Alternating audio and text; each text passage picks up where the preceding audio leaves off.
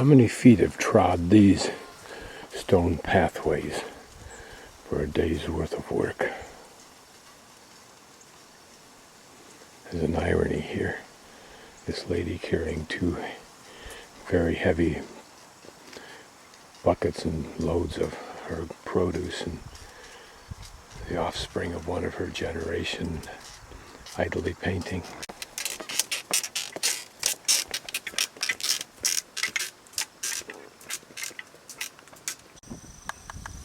Notice that this walkway is on top of a terraced rock terrace below me, and also to the left, somewhat not visible on occasion because of the ivy-like ground cover. And terraces, so on, so forth, up the hill. Like a monarch, but not quite.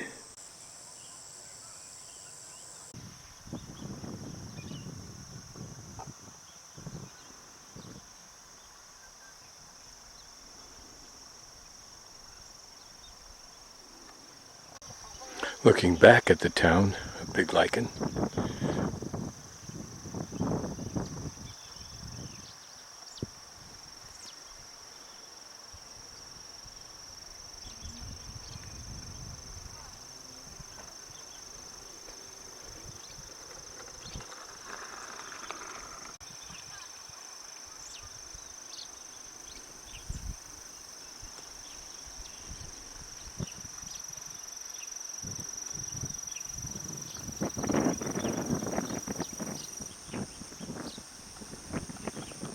this modern technology is probably in response to China's need to make sure that its product can be sold probably on the international market, if not just the large city markets that demand a higher quality.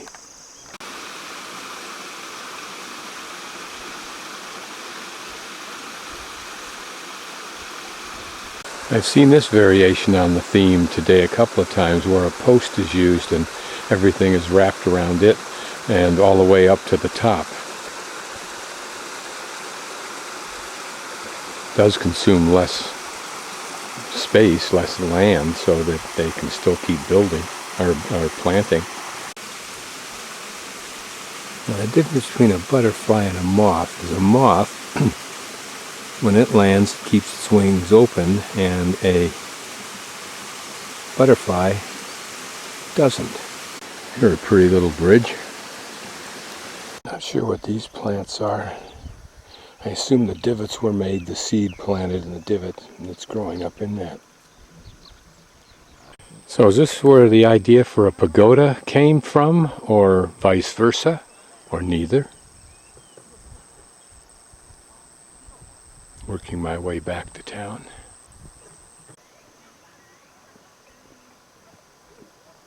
Here again, a well sculpted stone from somewhere in the past. I think it was in Mae Salong, Thailand, that I first saw these butterflies or moths with the long elongated wings. This little display I've seen before. It's the way that people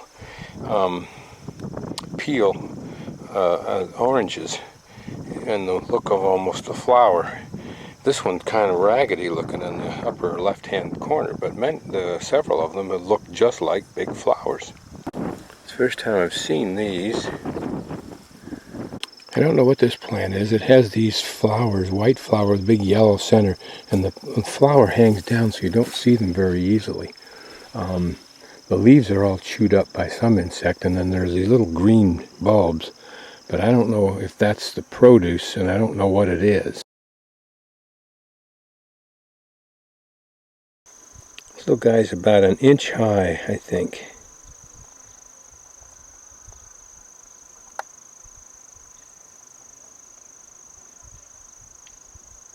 Either this young man, his parents, or his grandparents worked in fields as these people work, or in something else menial, in order to give him this chance to be a quote-unquote an artist, to be at university.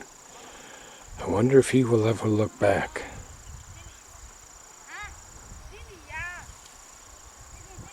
respect that sacrifice that was made. I haven't seen this before, where it looks like a little wash basin of stone somehow attached to that wall. And next to it a large basin.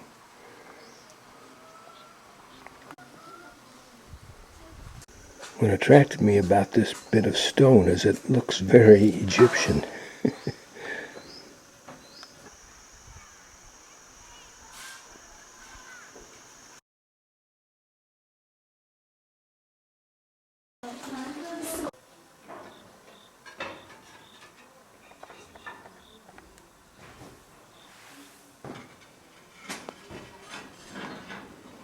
I think that building is under reconstruction. This is apparently a classic old building that we'll learn more about in a few moments. Yeah.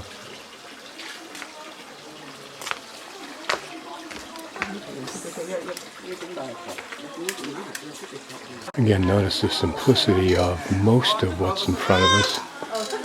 Interesting circular grilled door, but it may be that this is all new in the last century or so, and that maybe this is what was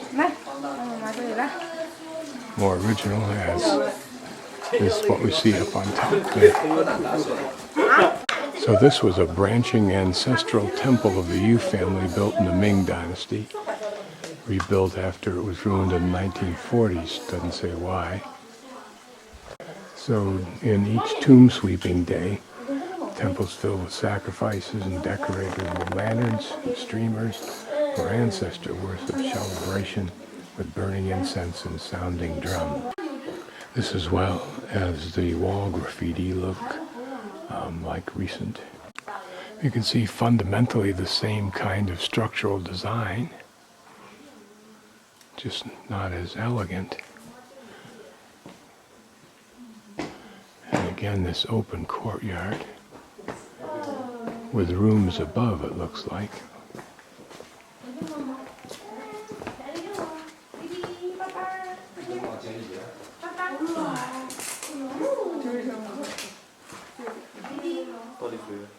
And there, that center area with beams.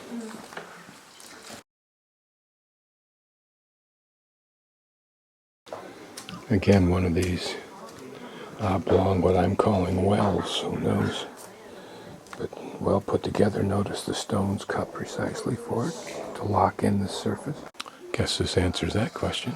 So the water in this well penetrated from cliffs far away, and the germ-free water tastes nice. The well will not dry up all the time, though the water flow is small. The famous specialty red paunch carp in Huiyuan is also from this well. Imagine the locals who've lived here and gained some relief and pleasure out of sitting in this chair, which I will now do. We'll get a sense of what it was that they might have seen.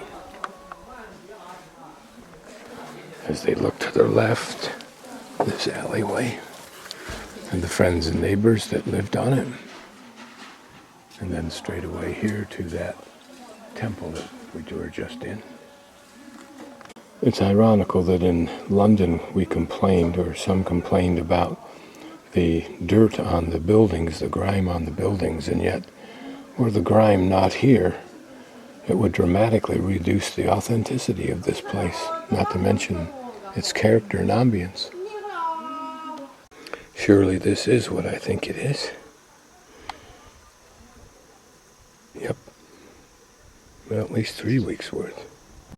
Just from what you see as I pan up through this vertically through 3 or 4 floors, try to imagine what the life is like inside there.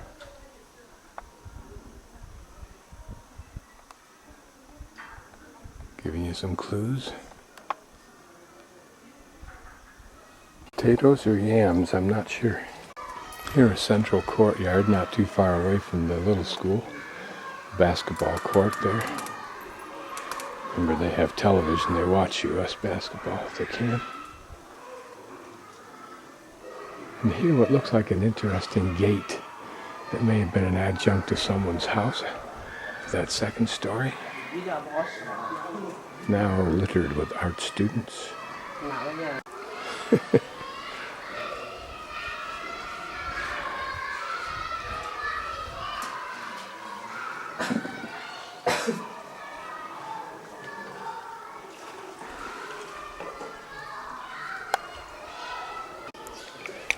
I bought a couple of little packages of what look like potato sticks, but they're not. They're kind of like Cheez-Its, but they're not. But they do have salt on them, and they're crunchy. And there were half a yuan in these small packages. Perfect for the kids that are in school. They're fine.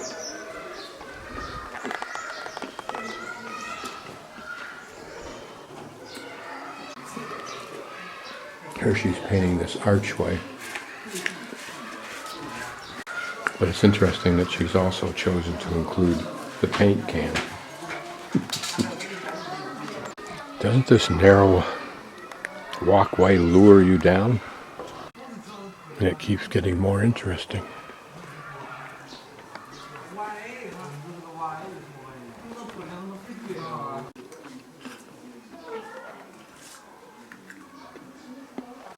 Ni hao. Bye bye. 再见. 再见.